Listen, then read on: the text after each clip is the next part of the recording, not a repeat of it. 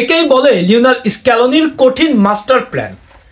আর মাত্র কিছুদিন পরেই 2026 বিশ্বকাপের আগে আবারও পাওলো দিবালাকে চমক দেখিয়ে জাতীয় দলে ফেরাচ্ছেন লিওনেল স্ক্যালোনি। এবারে দেখা যাবে লিওনেল মেসি ও পাওলো দিবালাকে একই সঙ্গে মাঠ মাতাতে।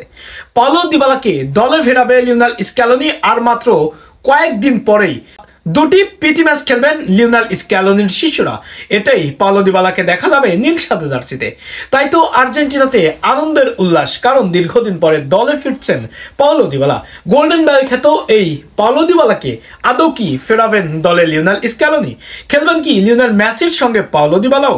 এই সব কিছু নিয়ে বিস্তারিত থাকছে শামীম আহমেদের লেখা প্রতিবেদনে। 2026 বিশ্বকাপের ড্রয়ের অনুষ্ঠানও শেষ হয়েছে। 2026 বিশ্বকাপের জন্য প্রস্তুতি ম্যাচও খেলে ফেলেছেন দুইটি। আর্জেন্টিনাতে প্লেয়ার বাছাই করছেন লিওনেল স্ক্যালোনি, কিন্তু অনেক আগে থেকেই কিছু পরিচিত মুখ নির্ধারিত হয়ে রয়েছেন জাতীয় দলের স্কোয়াডে ডাক পাবেন 2026 সালের বিশ্বকাপে। যেমনভাবে 2022 বিশ্বকাপ জয় করেছেন লিওনেল স্ক্যালোনির শিষ্যরা, তেমনভাবে বিশ্বকাপ শিরোপা ধরে রাখতেই দুর্দান্ত পারফর্মধারী খেলোয়াড়দের নিয়েই স্কোয়াড সাজাবেন স্ক্যালোনি। সেখানে পাওলো দিবালাকে জাতীয় দলে আবারও ফেরানোর চিন্তায় রয়েছেন স্ক্যালোনি। দীর্ঘদিন ধরেই জাতীয় দলের বাহিরে